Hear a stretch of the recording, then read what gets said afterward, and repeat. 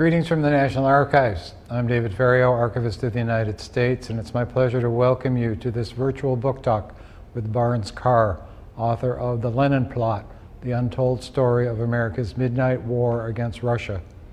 Before we begin, I'd like to tell you about two upcoming programs you can view on our YouTube channel.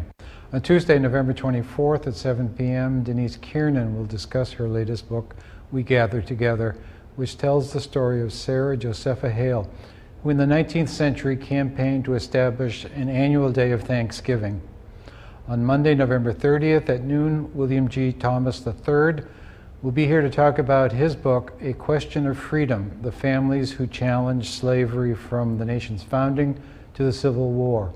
Thomas brings us the story of the enslaved families in Maryland who filed hundreds of suits for their freedom between 1787 and 1861.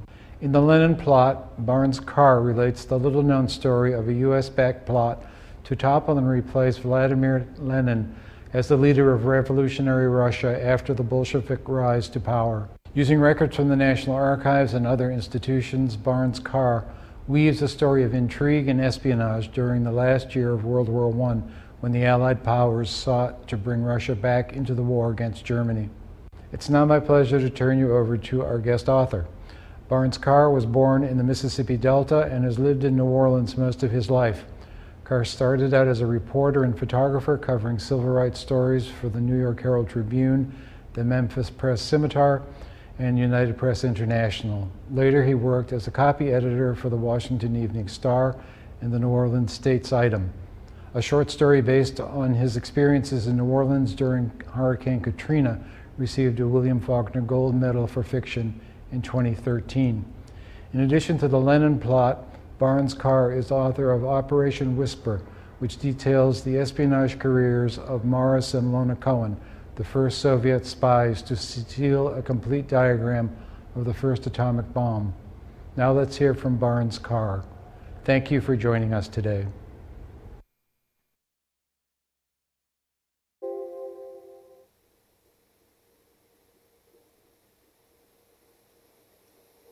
Well, thank you very much. It's my pleasure now to introduce my moderator, Professor Vin Arthy, the principal lecturer in the School of Arts and Media at Teesside University in Yorkshire. I hope I pronounced that correctly. Vin lives in Edinburgh and is a dedicated Scot, proudly a Scot. He's a writer, researcher, and consultant specializing in biographies and the Cold War. He's followed a dual career in higher education and broadcast television, producing programs in the arts, education, entertainment, and current affairs. He taught television production and biographical writing at the universities of Bournemouth and Teesside. Most recently, he was a ghostwriter for the privately commissioned memoirs of the eminent Scottish engineer Tom Douglas. He contributes book reviews and obits to the Herald and the Scotsman in Scotland. He's best known for Like Father, Like Son, A Dynasty of Spies, which is the biographical account of the life of Willie Fisher, also known as Rudolph Abel, who was a very important control officer for Morris and Lona Cohen in New York. The book was published as a paperback as Abel, the true story of the spy they traded for Gary Powers. The books were based on an original TV documentary that Vin did. He's been praised by many reviewers, including Mary Kay Wilmers, editor of the London Review of Books, and Boris Lebusov, former press bureau chief of the Russian Foreign Intelligence Service, also spy novelist John le Carre. Welcome, Vin. Hi, thank you for that very long introduction, Barnes. I should point out that I'm not a Scot. I'm an Englishman who lives in Scotland. And that's interesting in the context of your book, because the tension between the English and the Scots come out in your book. But thank you so much for all of that.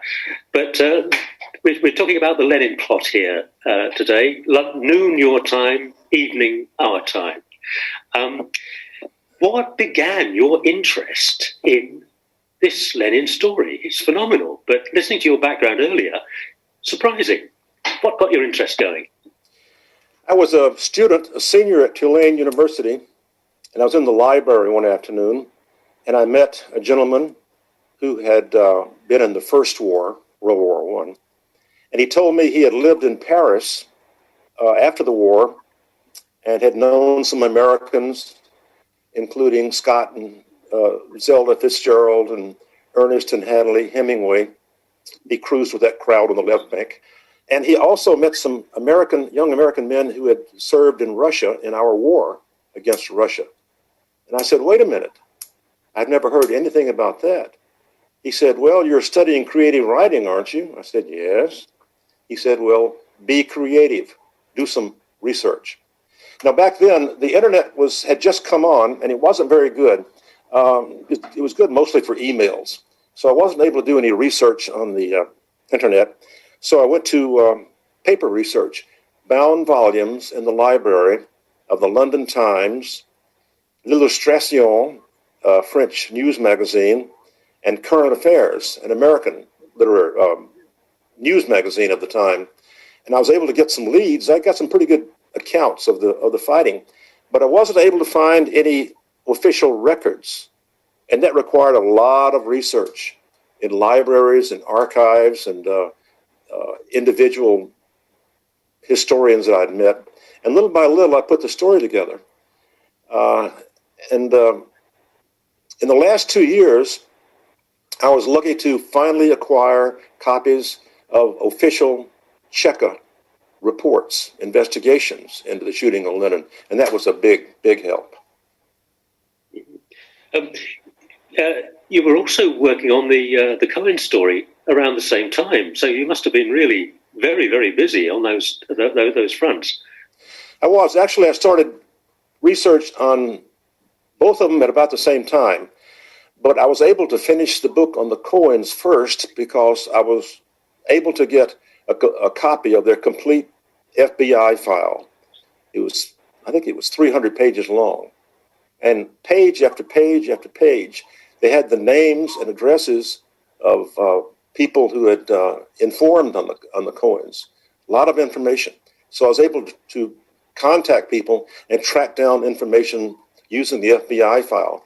And so I really got off to a good start on Operation Whisper. So I finished it first and then finished up the Lenin Plot.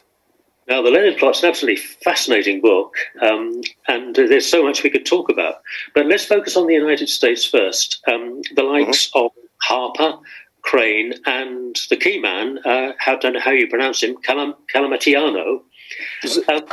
And these guys seem to have been in and from and around and studying in the central states of the United States. Is there anything significant about that? I call them the Chicago Group. Mm-hmm. It was Samuel N. Harper, who was the son of Dr. William Harper, the first president of the University of Chicago, Charles Richard Crane, who was a friend of Dr. Harper's, Ambassador Robert McCormick was from Chicago, and Xenophon de Blumenthal Calamantiano was at the University of Chicago. He was a classmate of Sam Harper's. They graduated together. So they were the nucleus of the original non-military spying in Russia. They were what the CIA calls casuals. They were American citizens who were able to travel and gather information and report back to the U.S., but were not official spies or paid informants. They paid their own way. They're called casuals. So they were particularly interested in Russia. Now, that fascinates me. I once heard an American a professor, an English professor of Russian studies in the UK, saying that of all his teaching, the students who understood Russian literature best were students from the Midwestern states of the United States. The reason being, it was in the middle of a great landlocked country, and they understood the literature of Russia. So I wondered if there was a link there. These guys in Chicago, miles from the coast. Chicago, Illinois, Wisconsin, Michigan, Minnesota have always been a magnet for immigrants from Germany, Austria, Poland, the Eastern European countries. So a lot of people grew up speaking their home language and then learned English later on. During World War I, the Chicago Tribune came under a lot of criticism for their support of the Germans in the war. Yeah, there's a huge amount, as I say, to go, but I've got a list of things here, as you might expect, Barnes. You talk about the Polar Bear Association, which you discovered very early on in your studies. This old guy you met must have mentioned them, and you followed that. What exactly was the Polar Bear Association? The Polar Bear Association is located in Michigan. It's a big memorial and library and archives for the polar bears. The polar bears were the doughboys from Michigan and Wisconsin who went to Russia to fight the Red Army. And they have at that time, they didn't have that much, but their collections have grown immensely since then. But they linked me up to some articles in academic journals. But now they have photographs and letters and diaries and all sorts of things. It's a good research institution. I worry that we're getting ahead of ourselves because how did it all begin? Well, it began because in the First World War, there was a revolution in Russia, and one of the things the Russians wanted to do was pull out of the war. It was killing thousands upon thousands of Russians. It was not popular, so they wanted to get out of the war. But the Western allies, the French, the British, the Americans, were concerned that the Germans, who would then be free, could exploit politically and commercially, economically, Russia. So they had to take some sort of action. Can you give us a bit of the background of how that concern to start a plot to get rid of Lenin came about? Well, the Russian Revolution, the Second Russian Revolution, occurred in February 1917. The Tsar was forced to abdicate in a military coup by his generals, and the government was taken over by the Russian Provisional Government. They were under pressure from the Allies, the Western Allies, to stay in the war, because if Russia pulled out of the war, that would allow German divisions to move from east to west, to the Western Front, which was the main battleground of the war. So the first concern was military. Now the problem was, as you say, the war was very unpopular in Russia. They had lost millions. In those days, those big battles on the Eastern Front, the casualties were not hundreds or thousands. The casualties were millions of soldiers. So there was a lot of war fatigue in Russia. So Kerensky was the head of the provisional government, and he wanted to stay in the war on the side of the Allies. At the same time, a shadow government was formed by Lenin and the Bolsheviks. It was called the Petrograd Soviet. Lenin had cut a deal with Germany. Germany provided Lenin and the Bolsheviks millions of German marks in an attempt to raise a military coup and get Russia out of the war. That was a payback. Lenin was going to get Russia out of the war to pay back the money that he had received from Germany. So in October 1917, the Bolsheviks seized the government. Now, they call it the Bolshevik Revolution, or the Great October Revolution, or the Great October Socialist Revolution, and all that. But it wasn't a true revolution. A true revolution is a general uprising of the population. As Trotsky said, the seizure of the government by Lenin and the Bolsheviks was a small effort by a few hundred Red Guards. It was a military coup. Trotsky also used the word putsch, which is German for coup d'etat.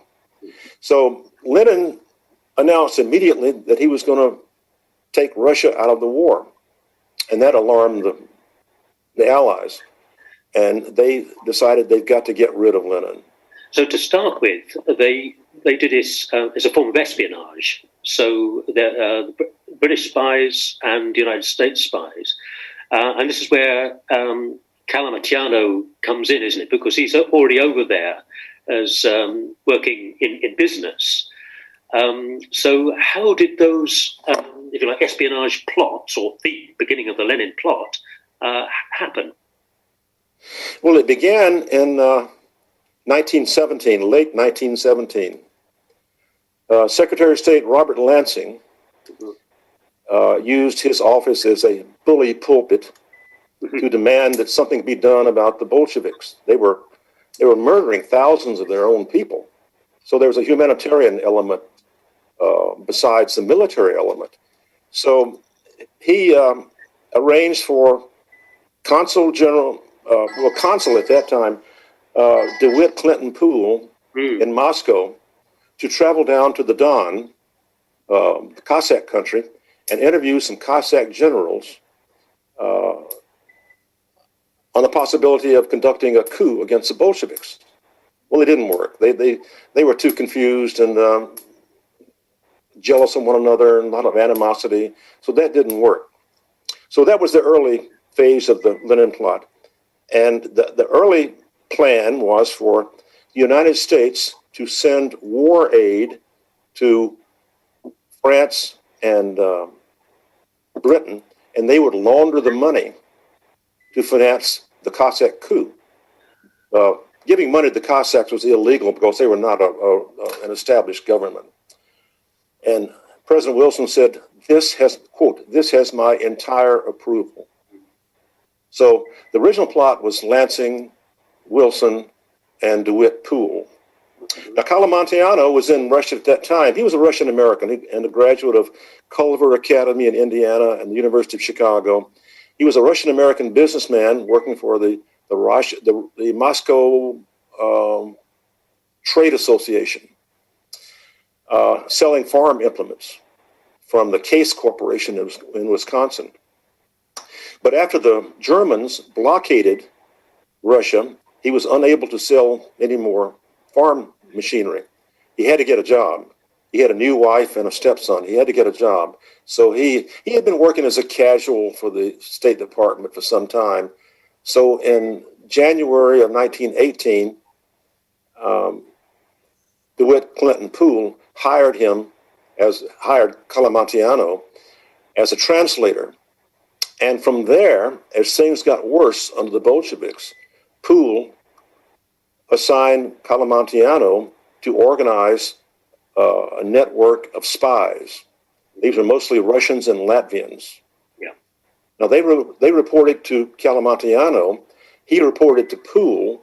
Poole reported to the French and British and to American Ambassador David Francis in Vologda. So it was a fairly large and extensive plot. I've got my eye on the clock here as well, Barnes. It's a fascinating book. It's a corking read. There's so much detail, and it's so dramatic and exciting. When I was reading it, it had a feel of contemporariness about it. It felt topical. And I think that's partly to do with your being a journalist. It almost reads like current investigative journalism. So can you say a little bit about the writing of it and what you felt you brought to the telling of not only this story, but this range of stories? Well, initially, I was going to write a biography of Calamontiano and DeWitt Clinton Poole. And that's what I did. But as my research progressed, I found all sorts of interesting things that had been covered up over the years. And at that point, it became an investigative project. You're correct there. Yeah. Early on, I showed a sample chapter of the book to an editor at Random House. He was one of the top editors. He said he liked the idea. He said I should write it using a journalistic style. Mm. He said, don't write it in an academic style, and don't write it in an old 19th century Russian style. Nobody will read it. He said, use a contemporary style, using contemporary language, which I did. And I also employed literary techniques, such as a sense of time and place and mood and tone. But the important thing is, he said, you're going to write narrative history. Teddy Roosevelt was one of the pioneers in narrative histories. And Shelby Foote, I think, was the gold standard. He wrote a 2-volume set of the American Civil War. In narrative history, you don't just tell facts and figures like the phone book. The phone book can be very informative, but it's not very interesting. So in narrative history, you tell a story. You create scenes. You have your characters, and their dialogue is told as a story. And you employ methods of curiosity. What happened next? Well, I have to say it really works. Now, well, thanks.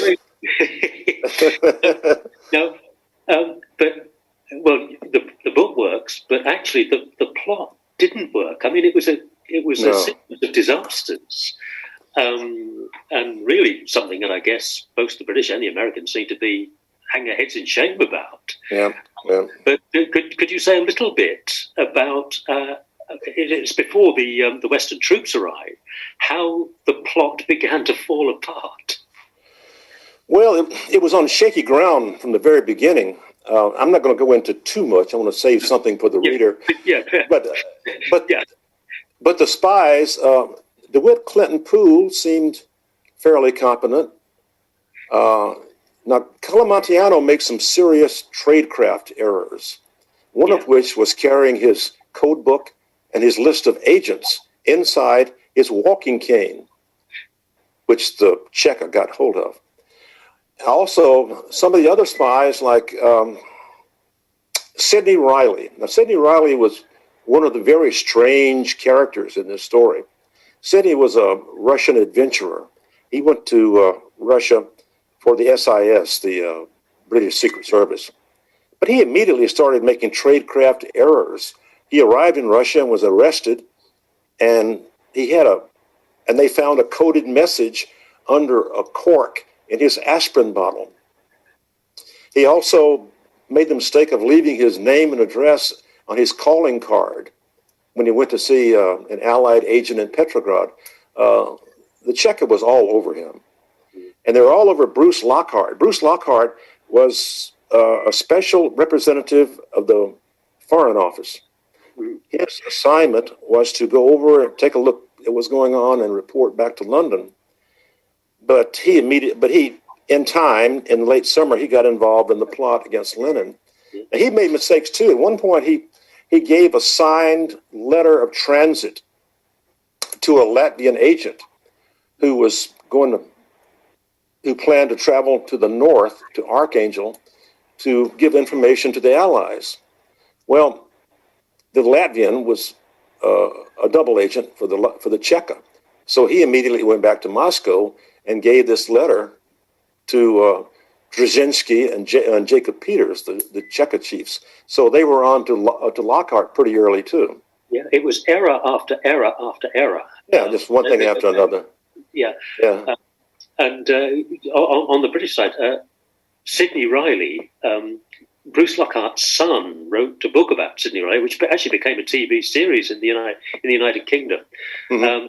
Riley, ace of spies. Mm-hmm. Well, he wasn't an ace spy. He was a con man making errors, and they all made really unfortunate friendships. Let alone trying to find agents. But anyway, again, looking at the time here, eventually it became, as polar bears, it became a shooting war. Right.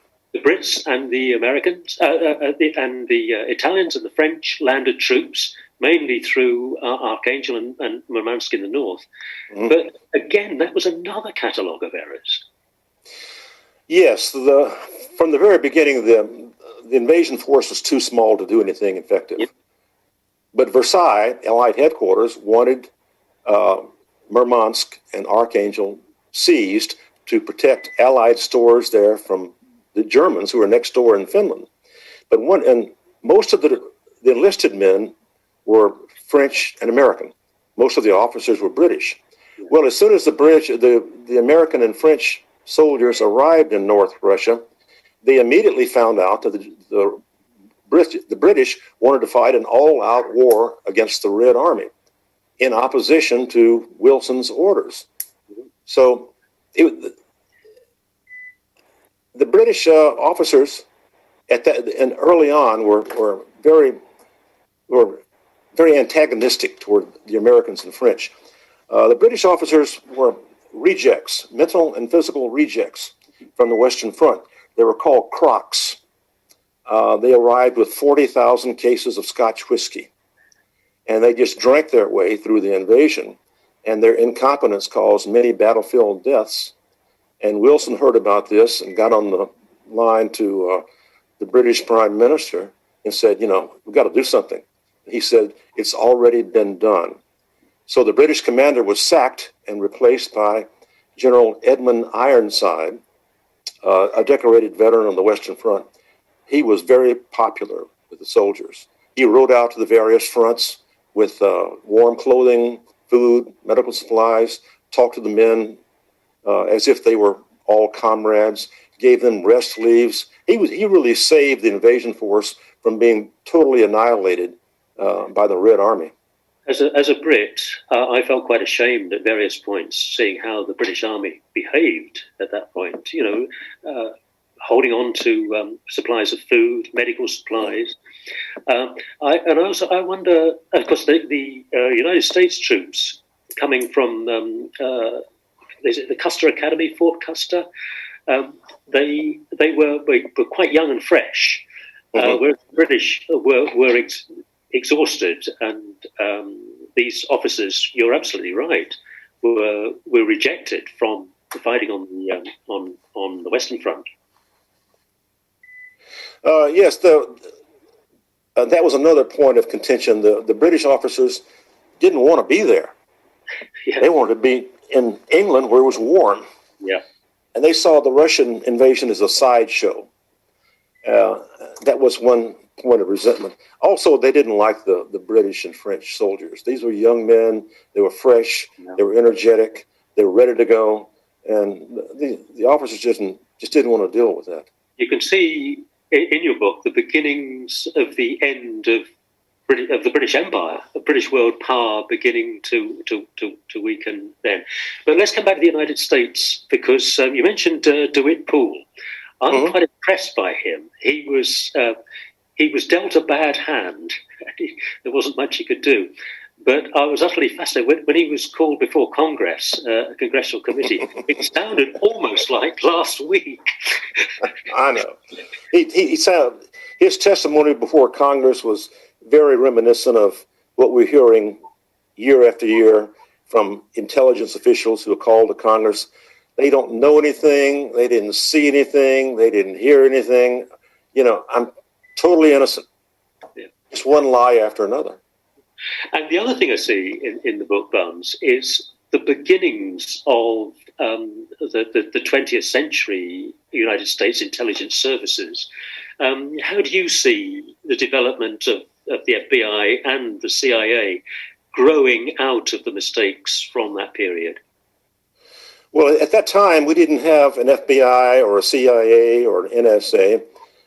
Most intelligence was naval intelligence, Army intelligence, and State Department intelligence. But they weren't that efficient. The State Department had a habit of sending in reports on things like the model of light bulbs used in Italian ships. So Lansing created the Bureau of Secret Intelligence, the BSI, which was an off-the-books, off-the-grid private agency. No congressional oversight, no money from Congress. All reports coming in from the State Department, from Calimontiano and Poole and Francis, they went to the BSI. The BSI decoded and deciphered them and wrote reports for Lansing and Wilson. That was a true beginning of our modern intelligence service. Now, the FBI was based on the Bureau of Intelligence, which was mainly an investigative agency. They didn't have the power of arrest. They had to get local police officials to make arrests. But after this, starting in the 1920s, there was a rise of socialism and communism and anarchism in the Western nations. And that really prompted the Western nations to clean up their intelligence and counterintelligence programs and get on with it. And also interestingly, a lot of the young diplomats who, if you like, cut their teeth in this crisis of 1918, actually emerge again as older and more mature diplomats when FDR comes to power, and they become his ambassadors and consuls in Russia. Right. One of those was William Bullitt. Yes. He was an assistant to Secretary of State Lansing. He was pro-Bolshevik, and he went over and made some reports to Lansing, which were very pro-Soviet. And the press called him a, quote, red over easy, end quote. And he and his reports were finally rejected by the State Department, and he quit in protest. Now, FDR appointed him ambassador to Russia in the 1930s. But to Bullitt's benefit, he later wised up and became a very ardent anti-communist. Now, Poole himself became an officer with the OSS during World War II. He was in charge of aliens, kind of an alien investigative agency of the OSS. He went to meetings of aliens, legal aliens who were in the United States, to try to pick up information. No, that is absolutely. Oh, hang on. There's a message at the bottom of the screen from Doug Swart. Why were they called the White Russians? Well, I don't call them White Russians because White Russian suggests that they were monarchists. And most of these people, these Cossack generals and officers and men who had served in the Imperial Army, had no intention of going back to Tsarism. They wanted either a constitutional monarchy like Britain, a pure parliamentary democracy like France, or a federalist system like the United States.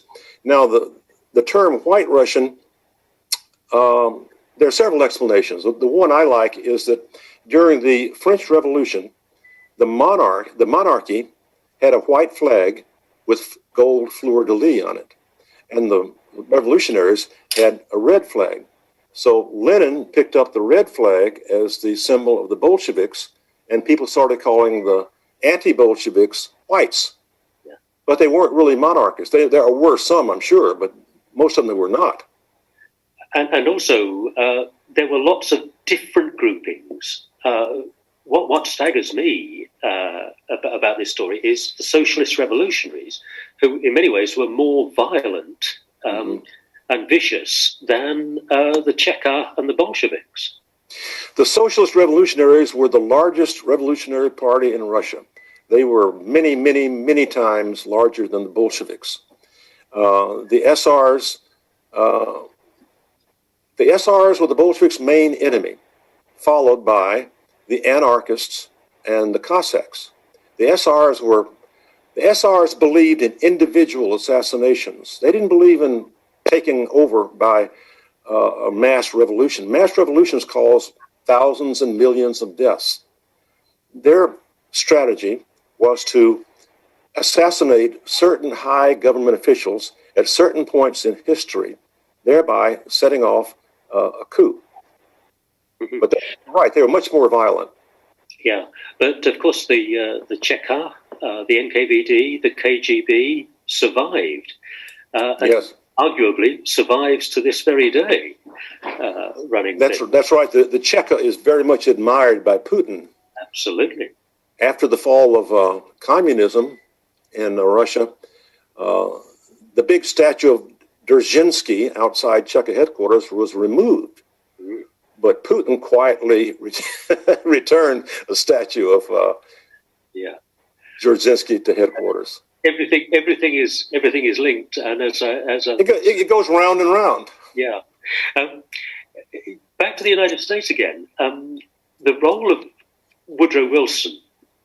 He was a sick man towards the end of this, yet he was a peacemaker. Yet involved in this really very underhand war. What do you think is the reputation of Wilson that remains now? Well, there's a lot of disagreement over Wilson's legacy. He's remembered for his promoting the League of Nations. Yes. He's remembered for getting us through World War I. But Wilson was a pacifist when he went in. Yeah. His second term, he ran as "I'll keep us out of war," and that's a criticism that he allowed himself to be drawn into a European war. European wars were not very popular in America at that time. Most Americans figured, well, that's their problem. Let them deal with it. Yeah. So, I like Wilson. I think his legacy holds up over the years. He made a lot of mistakes, but all presidents do. I see his health as being the issue there. Oh yeah, he had high blood pressure and he had strokes. Yeah, he had strokes.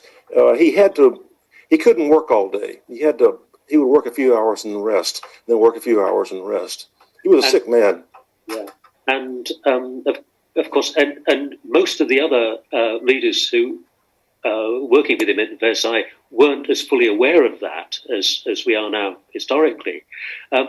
But also, it seems to me the big mistake of Versailles was reparations for Germany, against Germany, because that effectively led to the Second World War.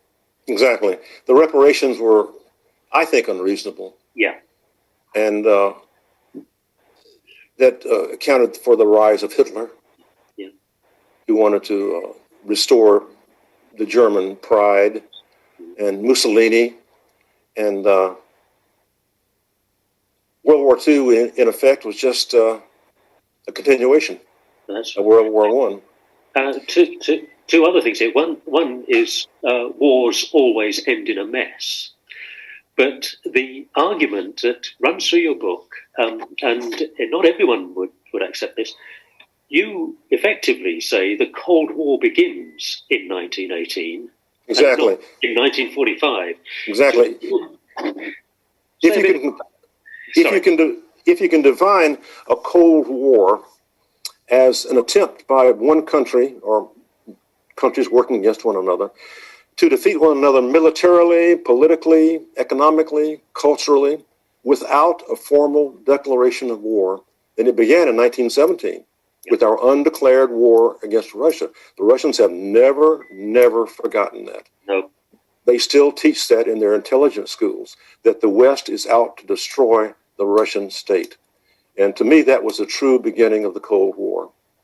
There was a respite during World War II when we fought with the Russians against the Axis powers, but that was just a situation of strange bedfellows.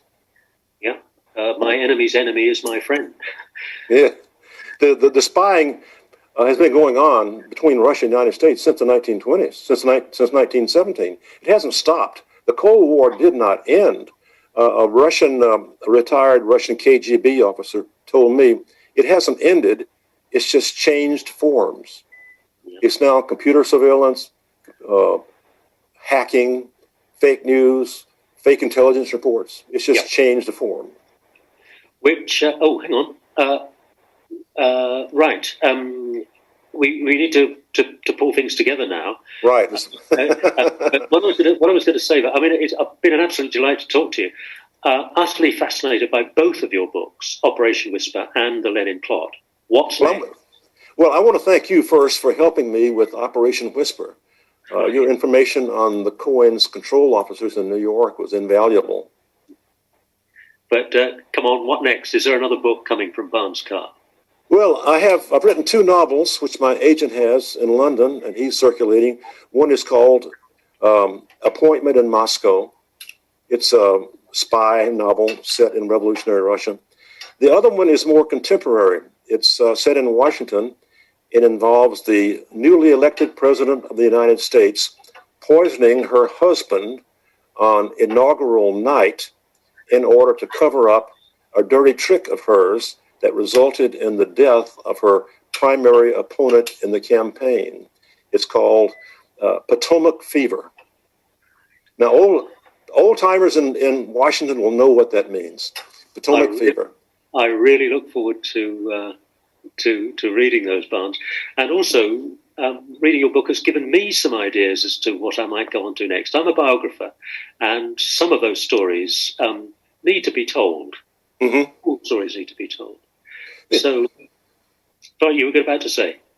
Oh, I was going to say there are all sorts of characters who were involved in the Lenin Plot from all these nations who would be worthy of biographies or nonfiction books. The French angle has not been exploited that well in the West, in England and the United States. That would be a good place to start, in France. Let's hope we can start traveling again soon. I look forward. Yes, I hope so. Well, I appreciate your helping me out on this and on the book and on today's show.